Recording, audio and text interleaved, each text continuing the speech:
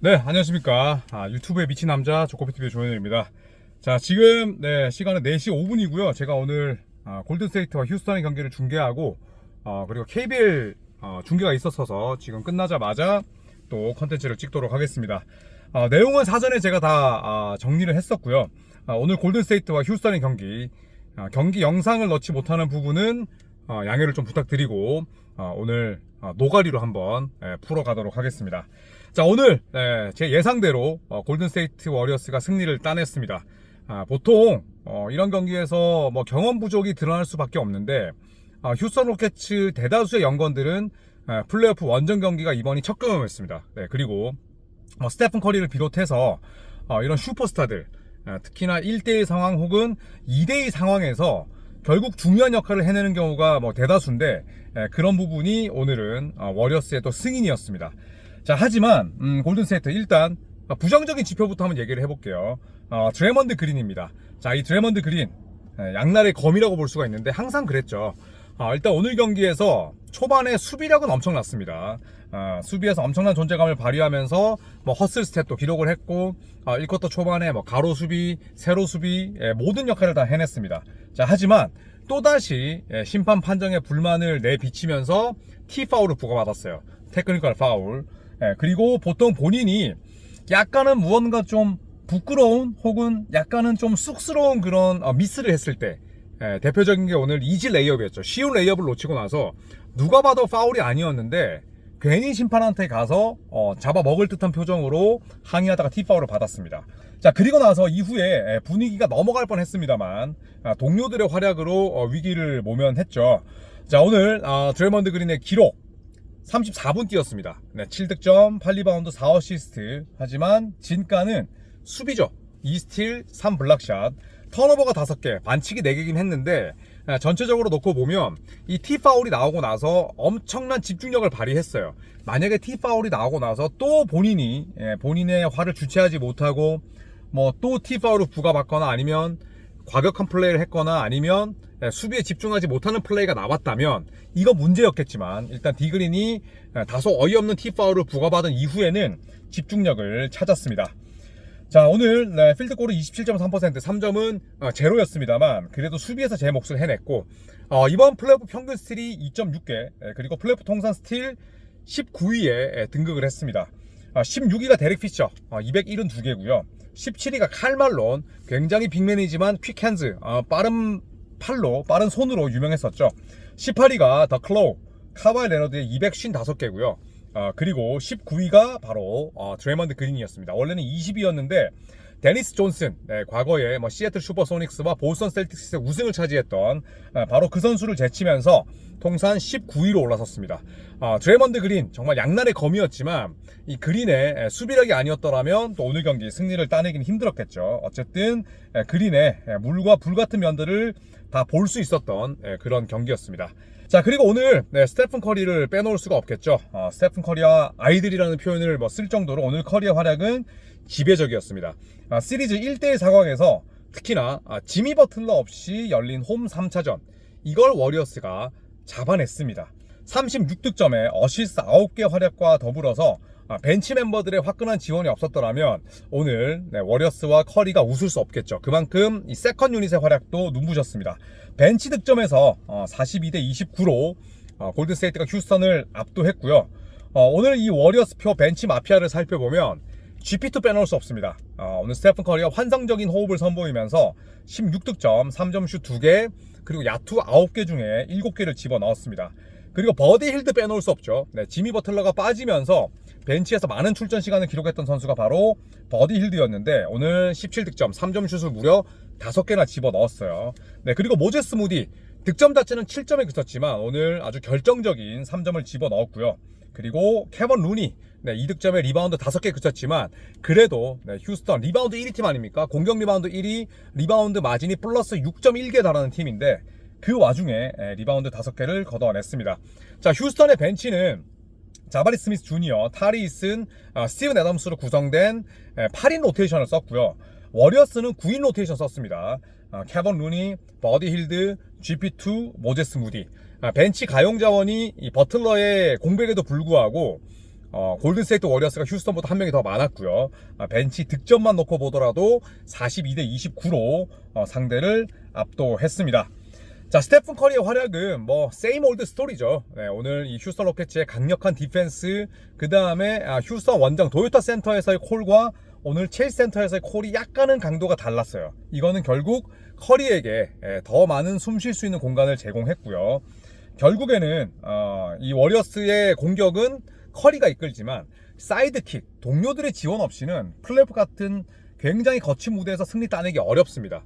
그래서 그런 측면에서 놓고 보자면 오늘 워리어스의 게임 체인저는 버디 힐드와 GP2였죠. 자, 정규 시즌 내내 버디 힐드가 기복에 시달렸고 플레이오프 첫 두 경기에서도 존재감이 별로 없었습니다. 자, 하지만 오늘은 달랐죠. 네, 오늘은 3차전의 영웅이었습니다. 스테픈 커리와 함께 플로어에 있을 때의 단점은 뭘까요? 누가 봐도 수비죠. 버디 힐드를 쓰는 이유는 공격 때문입니다. 수비에서 드러나는 약점은 오늘 같은 경기에서는 어쩔 수가 없었어요. 그런데 그런 부분들을 최소화하면서 오늘 3점 슛 11개 시도해서 5개를 집어넣었고요. 그리고 스틸도 3개를 곁들였습니다. 경기 도중에는 4개로 나왔습니다만 추후에 수정이 됐고요. 그래도 3개의 스틸은 벤치에서 적지 않죠. 그만큼 공수 양면에서 활약을 했었는데, 자, 물론 스티븐 애덤스와 미스매치가 됐을 때 어줍지 않은 드립을 치다가 뺏기는 장면도 있었지만, 자, 오늘 같은 버디 힐드의 활약을 특히나 휴스턴 로켓츠 같은 2번 시드 수비가 좋은 팀을 상대로 부진했다고 볼 수는 없죠. 네, 오늘 버디 힐드 아주 좋은 활약 펼쳤습니다. 그리고 4쿼터는 GP2가 지배했습니다. 일단 이 GP2 같은 경우에는 휴스턴 로켓츠가 승부처에서 커리 더블팀을 계속 썼잖아요. 이게 뭐 트랩이든 아니면 뭐 소프트한 더블팀이든 하드한 이중 수비든 아니면 블리츠 디펜스든 어쨌든 휴스턴 로켓츠는 절대 커리를 단독 마킹하지 않았습니다. 그렇기 때문에 커리로부터 파생되는 첫 번째 패스를 누가 받느냐가 굉장히 중요하다는 말씀을 제가 중계 중에도 많이 언급을 했었는데, 이 패스를 GP2가 받았을 때는 어김없이 득점으로 연결이 됐어요. 커리 더블팀에서 파생되는 첫 패스를 죄다 득점으로 연결을 했고요. 그리고 롤맨, 그러니까 림 쪽으로 말아 들어가는 롤맨 혹은 뭐 다이버라고도 하죠. 림 런을 했던 선수가 GP2였고 여기에다가 슈터 역할도 했죠. 왜냐? 코너에서 3점 2방을 집어넣었기 때문에. 아예 GP2가 뭐 케본 루니도 뭐 3점을 던지긴 합니다만 아예 3점을 던지지 못하는 선수였다면 GP2를 이렇게 길게 못 씁니다. 혹은 스테픈 커리와 페어링을 시키지 못하겠죠. 네, 그런데 오늘은 롤맨이자 슈터 역할을 해냈고요. 그 다음에 공격 리바운더, 키가 작지만 리바운드를 잘 잡는 선수잖아요. 오늘도 휴스턴 로켓츠라는 리그 최상급 리바운드 팀에서 그 사이에서 공격 리바운드 2개 걷어냈습니다. 물론 수비 리바운드 자체는 적긴 했습니다만 공격 리바운드 2개가 더욱더 빛났고요. 그리고 디펜더, 수비수로서의 면모도 보여줬죠. 즉 GP2가 벤치에서 오늘 다양한 역할을 소화했기 때문에 오늘 골든스테이트 워리어스가 승리를 따낼 수 있었고 역전승을 챙길 수가 있었고 스테픈 커리의 승부처 부담을 줄일 수가 있었다는 거죠. 버디 힐드와 GP2가 없었더라면 오늘은 승자가 아마 바뀌었을 겁니다.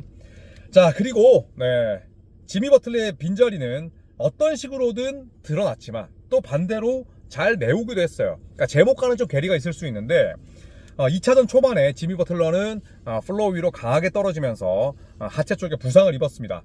본인은 뛰고 싶어 했지만 골든스테이트 워리어스의 의료진 또 릭 셀레브리니가 출전을 불가했죠. 불가 방침을 내세웠고 결국에는 경기 시작 직전에 계속해서 게임타임 디시전, 경기 시작했을 때 결정되는 그 상황에서 경기 시작 직전에 팁오프 직전에 아웃으로 바뀌었습니다.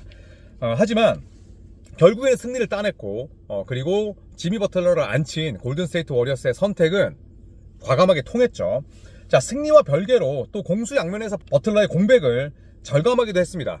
커리가 벤치에 있는 시간, 오늘 뭐 커리는 거의 쉬지 않았습니다만 커리가 벤치에 있는 동안 워리어스는 3쿼터까지 야투가 단 1개만 림을 갈랐어요. 그리고 커리가 벤치에 있을 때 시도했던 첫 번째 8개 야투를 워리어스는 다 실패했습니다.